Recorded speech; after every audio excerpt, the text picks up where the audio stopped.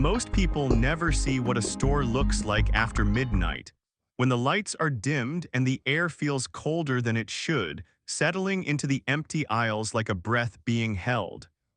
The hum of old cooling units becomes the only steady sound, low and distant, while the rest of the building sits in a kind of quiet that feels too big for its walls. Dust hangs in the beams of the few lights still left on, drifting slowly, almost lazily, as if the whole place is suspended between one day ending and the next beginning. It's the kind of stillness that makes you speak softer without meaning to, as though the building itself is asleep and you don't want to wake it. But there's something different about abandoned stores at that hour, something you only notice when you're standing alone in all that open space. Every small noise, metal expanding, a loose sign shifting, the soft rattle of a forgotten cart sounds a little too intentional. Sometimes you catch a flicker of movement out of the corner of your eye, just a shadow slipping between shelves or across a darkened doorway, easy to blame on your own tiredness until it happens again. Even the air feels strangely layered, as if someone else had been there recently, their presence lingering just long enough to make you hesitate before turning a corner. And it's in those moments, long after the world outside has fallen quiet, that you start to sense the building watching itself, remembering who used to walk its aisles. These stories come from the people who stayed a little too late, who cleaned up long after closing, who stepped inside places no one had entered for months. They're the ones who noticed when something moved that shouldn't have, or when silence shifted in a way it never had before. Tonight, you'll hear what happens in the kind of spaces we assume are empty, until we realize they are. I used to work the night shift at a small discount store just off the highway, the kind of place that felt older than it actually was. The building always held onto the cold after midnight, no matter how warm the day had been, and the air had that faint chemical smell of cheap paint and cleaning supplies. Most nights were uneventful, just quiet hours spent stocking shelves and listening to the hum of the refrigerators in the back. I actually liked the stillness then. It made the aisles feel wider, the ceiling higher, as though the whole store breathed a little slower once the doors were locked for the night. Around 2 or 3 in the morning, everything settled into a predictable rhythm. Lights dimmed, the radios went silent, and the building itself calmed down. That sense of predictability was probably why the first irregularity felt so strange to me. It started with aisle 7, the canned goods aisle, a narrow strip of shelves that always smelled faintly metallic. When I walked through for my first restocking pass, I turned off the lights like I always did, leaving only the emergency bulbs glowing faintly above the exit signs. But as I reached the end of the aisle, a bright white flicker filled it again. At first, I thought I had bumped the switch or that another employee had turned it back on. When I retraced my steps, though, the light was still on, humming quietly, the bulb vibrating just slightly as if warming up. I switched it off again, waited a moment, and turned away. And again, before I even took more than 3 steps, I saw the reflection of the light spilling out across the floor behind me. That was when I felt the first tiny knot of unease tighten in my stomach. By the third time it happened, the rhythm of the building felt wrong. The other aisles stayed dark and still, exactly the way they always did, but aisle 7 glowed like someone was standing there browsing the shelves. I remember pausing for a long moment, my cart beside me, listening for any sign that someone else was in the store. But all I heard was the far-off hum of cooling units and the occasional creak of old pipes shifting in the walls. As the light in aisle 7 flickered again, a soft pulse as though responding to something unseen. I tried telling myself it was faulty wiring, this store was old after all, but the way it snapped back to full brightness every time I moved away made my skin crawl. It wasn't random. It felt reactive. I decided to do a walkthrough of the entire building just to make myself feel better. The storage room was empty, the office was locked, the break room untouched.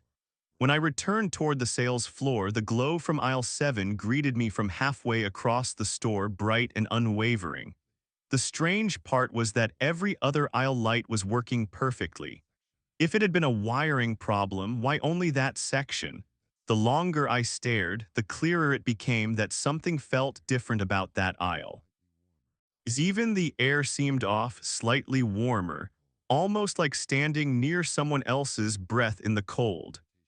I hesitated before stepping in, and that hesitation felt unnatural, like my body was warning me before my mind caught up.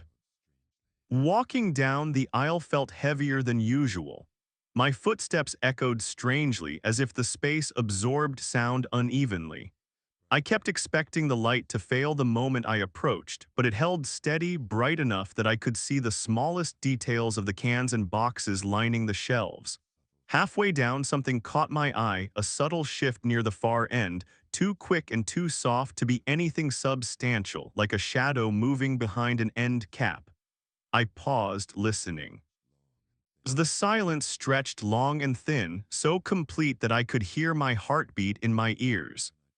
When I took another step forward, the light above me dimmed slightly, then brightened again, almost like a breath.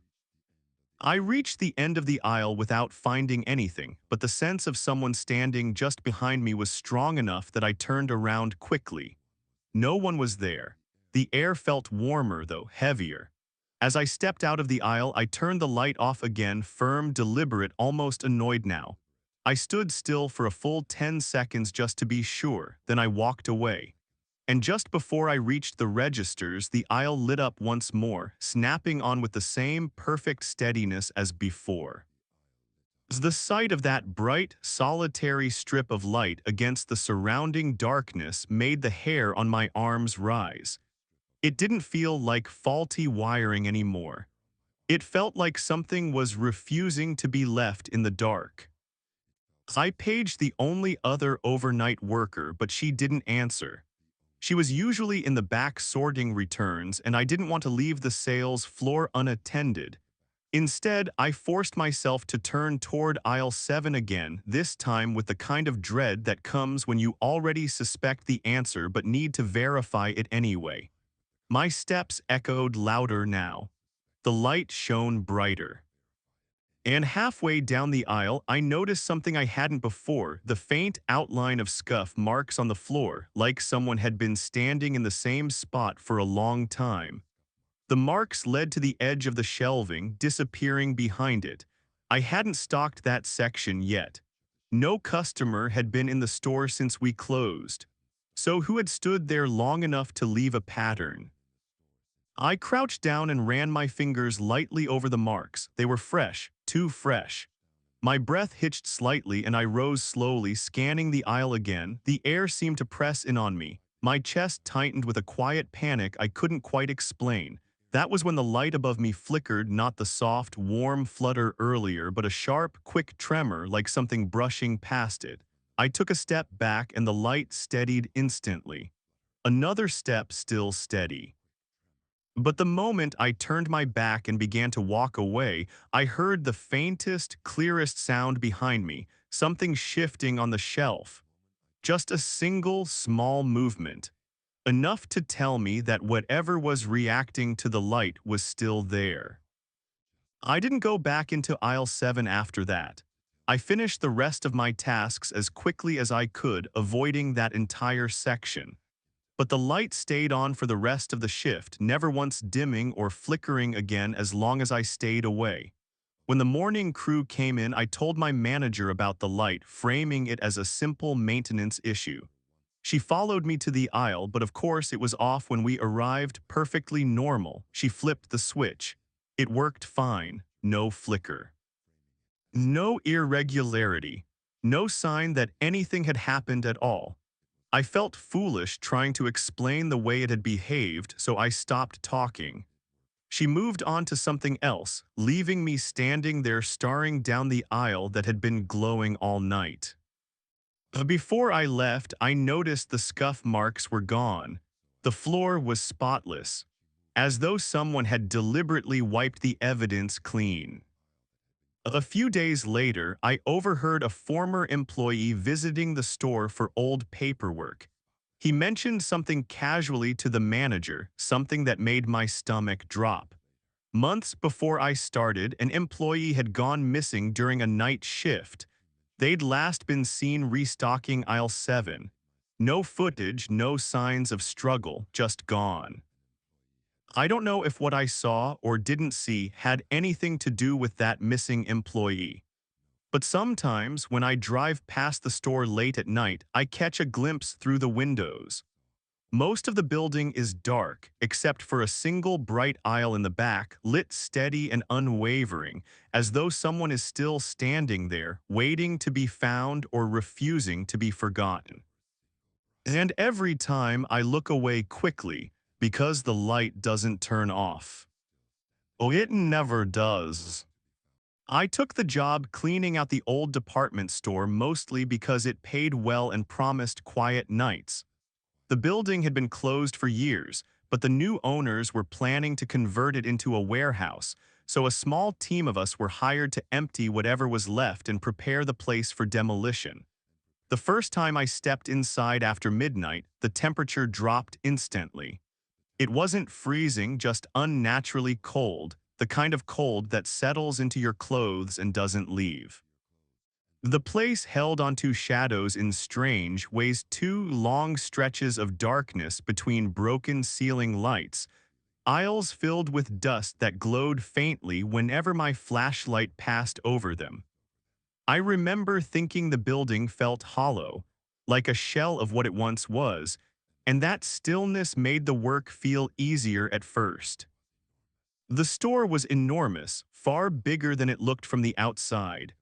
My job kept me mostly near the back half where the storage rooms were. There were hallways lined with old metal racks, half-collapsed cardboard boxes, and mannequins wrapped in cloudy plastic.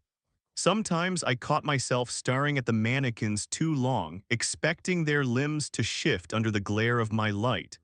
But during my first few nights, nothing unusual happened. I settled into a routine: sweep the aisles, move debris, drag garbage bags to the loading dock. The quiet was peaceful in a strange way. Even the old building noises, popping pipes, settling beams, distant echoes, didn't bother me because they felt consistent, predictable. That changed around my fourth night when I noticed the first irregularity. I had just finished sweeping the hallway that led to the largest storage room, the one at the very back with heavy double doors and faded lettering that once read "Inventory Staff Only." I distinctly remembered closing the door behind me earlier, pressing it shut until the latch clicked. But when I turned around an hour later, carrying a pile of flattened boxes, the door was open again, only a few inches but definitely not closed. The air drifting out of the room felt warmer than the hallway, not uncomfortably so, just noticeably different. At first I blamed myself, thinking maybe I hadn't closed it all the way, or maybe the building's old foundation had shifted just enough to make doors swing loose.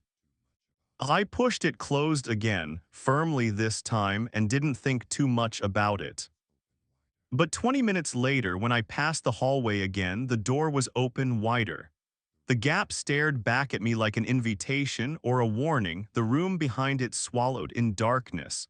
I stopped a few feet away, listening carefully. The building hummed in the distance, but the storage room itself was silent. No airflow, no shifting boxes, no rustling, nothing.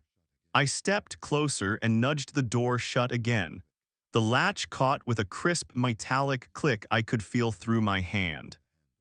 I even stayed there a moment, holding the handle, testing the resistance. It stayed shut. Satisfied, I went back to work. When I returned 10 minutes later, it stood open again, nearly a foot this time. That was the moment my stomach tightened. The opening felt too deliberate, too gradual, as though something pushed it a little more each time I walked away.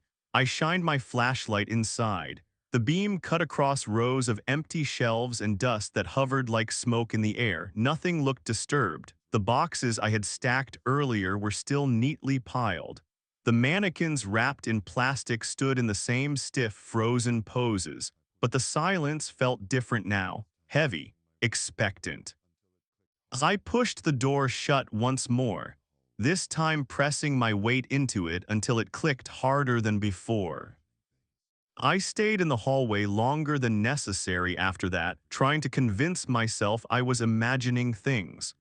When I finally turned to leave, I kept glancing back every few steps, half expecting to catch the door moving in real time. It didn't. It stayed closed. I forced myself to continue sweeping, but a small part of my mind stayed anchored to that hallway, waiting for something else to shift.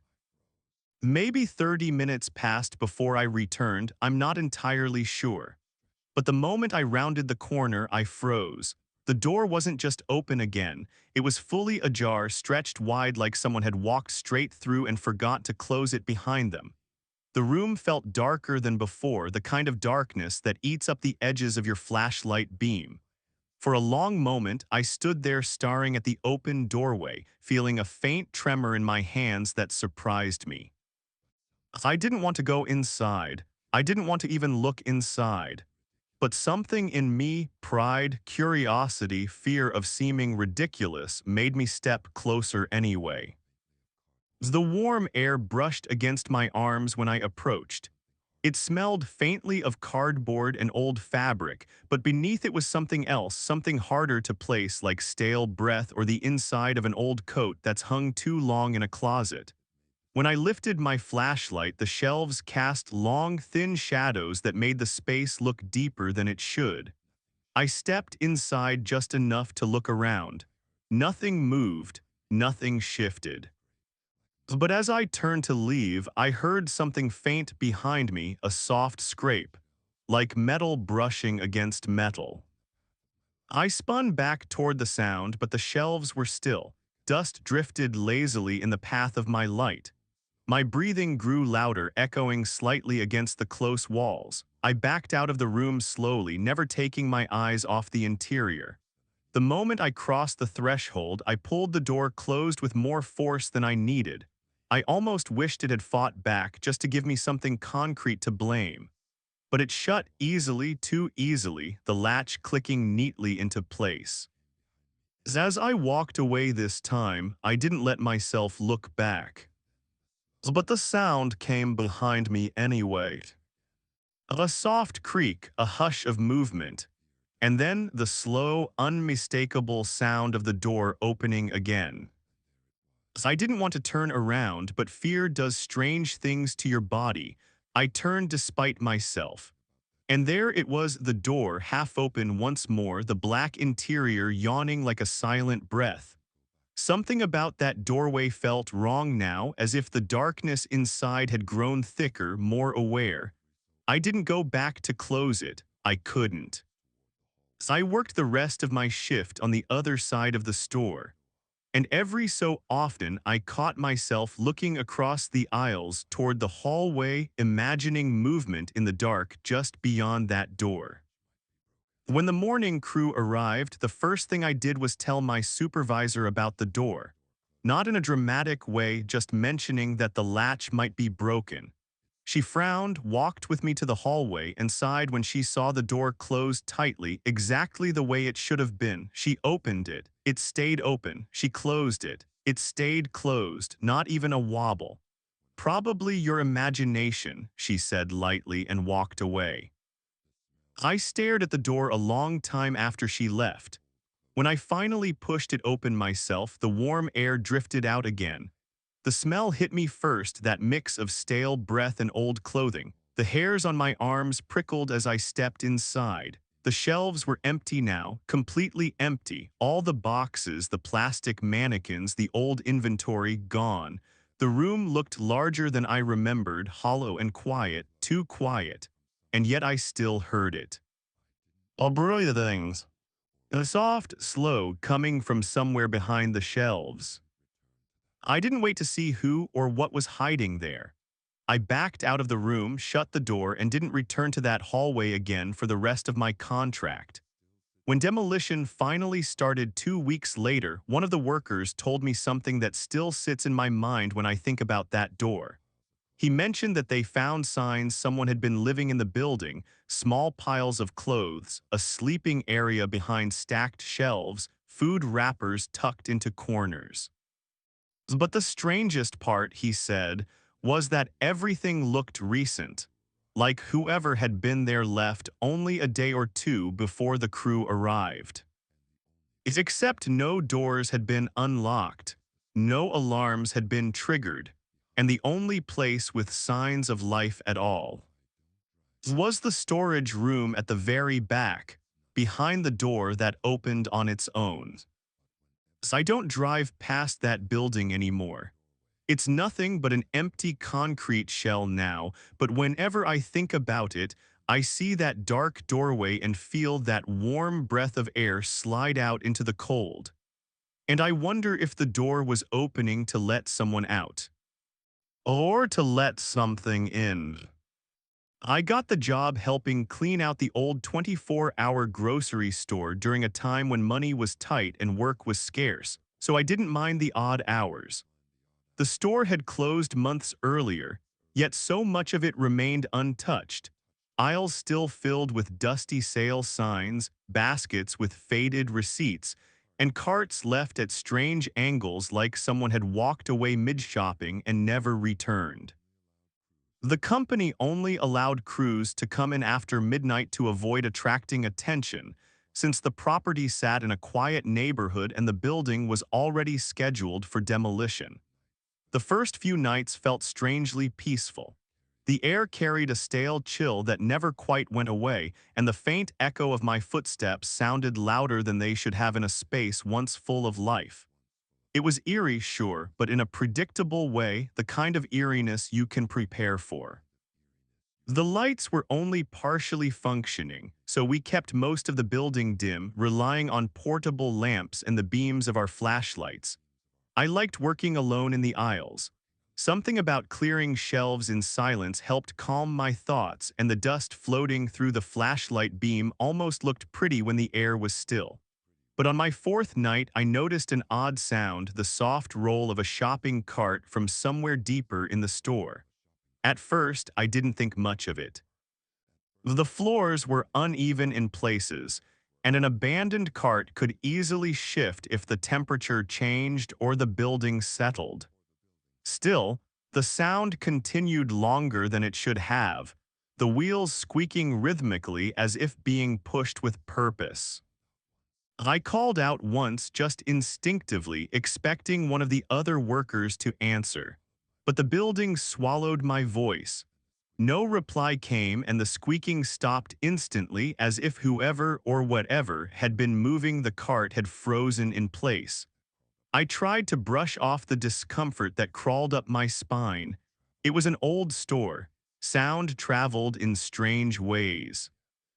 But a part of me couldn't shake the idea that something about that squeak had felt different, almost steady, like someone guiding the cart along an aisle. I went back to my work, telling myself I was overthinking things. For a while, everything felt normal again. The aisles stayed quiet, the dim lights flickered only when a gust of air drifted through the vents, and my own breathing became the loudest sound. Then, out of the corner of my eye, I caught the faintest movement at the far end of aisle 3, a dark shape, like someone stepping just out of sight. I turned my flashlight quickly, its beam slicing across the aisle, illuminating rows of dusty cereal boxes and empty shelves. Nothing moved. The space looked exactly as it had before. But the sense of being watched, of not being alone anymore, settled heavily in my chest. I told myself it was probably one of the crew members who didn't want to startle me. Maybe they had walked by and ducked into another aisle, but something didn't feel right about that explanation. There were only 3 of us working that night, and both coworkers had been near the front of the store when I'd last seen them. I kept my flashlight raised longer than necessary, scanning the shelves slowly, trying to catch any hint of movement in the shadows. The silence that followed felt too intentional, like someone holding their breath behind a display. I continued stalking the shelves, trying to ground myself in the repetitive motions of my work. But every few minutes I caught glimpses, not full shapes but impressions, a figure at the end of the aisle, a movement near the produce section, a faint shift behind a stack of plastic crates. Each time I turned my light toward the spot, nothing was there. But the unease grew with each sighting, tightening in my chest like a quiet warning.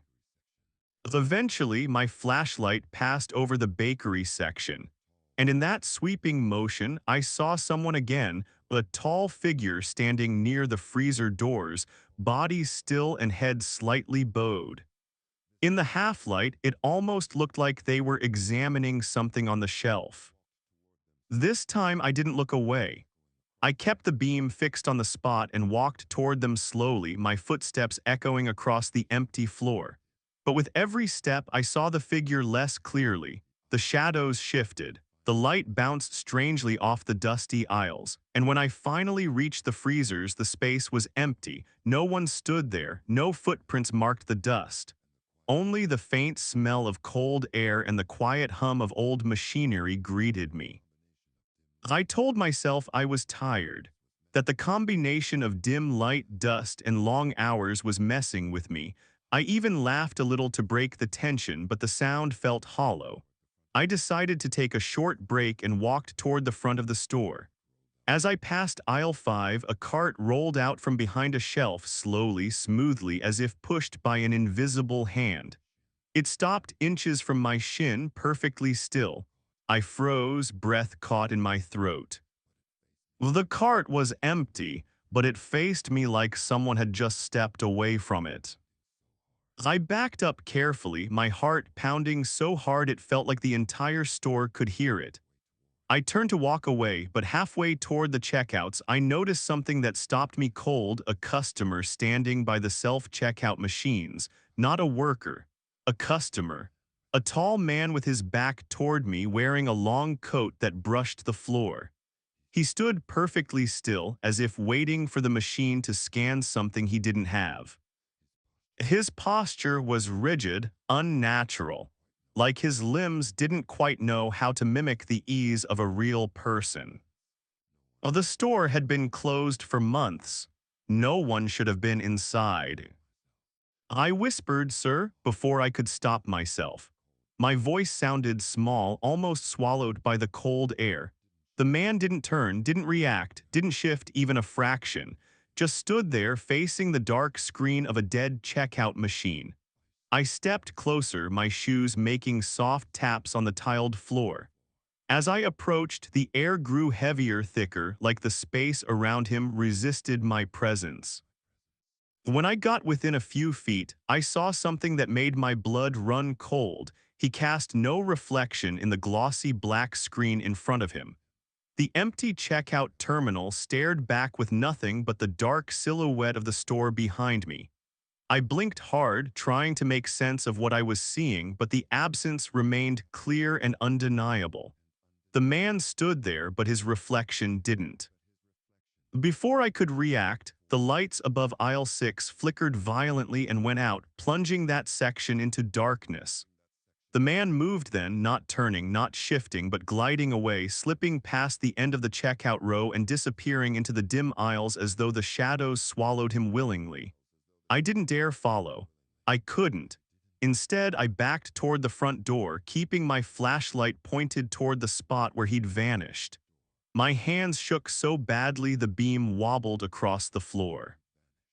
I found my coworkers near the loading dock, pretending everything was fine even though my breath trembled and my voice barely worked. I didn't tell them everything, just said someone might have gotten inside. We searched the store together, lights sweeping across aisles and back rooms, but nothing turned up. No footprints, no coat, no sign of the man at all. But there was one thing, a shopping cart sitting squarely in the middle of aisle 3. Its wheels were warm to the touch as if used recently. And next to it on the dusty floor were two faint impressions of shoes standing side by side. But only two, no trail lighting in or out. The store was demolished a week later. I didn't go back for the last shift. Sometimes late at night, if I pass a closed store or a darkened shopping center, I still think about that customer, about how still he stood, how silently he moved, and how the only place he ever appeared. I was in a building no one was supposed to enter. Sometimes I wonder if he'd been waiting for someone, or if, in some way I don't understand, he was still shopping long after the store died. Well, the thought that keeps me awake is the simplest one.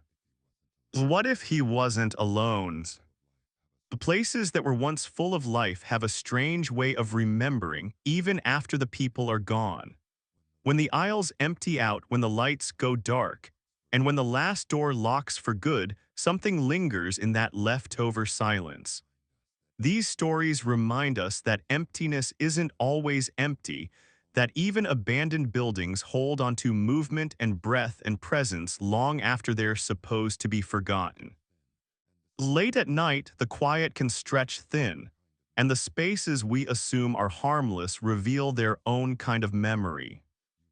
If you've ever walked past a closed store after midnight, you might understand that uneasy pull, the sense that someone could be standing just beyond the glass, or that shadows gather differently when no one is around to disturb them. Listening to these stories, you begin to realize how much we take for granted when a space feels familiar. The aisles you've walked 100 times, the doors you expect to stay shut, the corners that never mattered in daylight.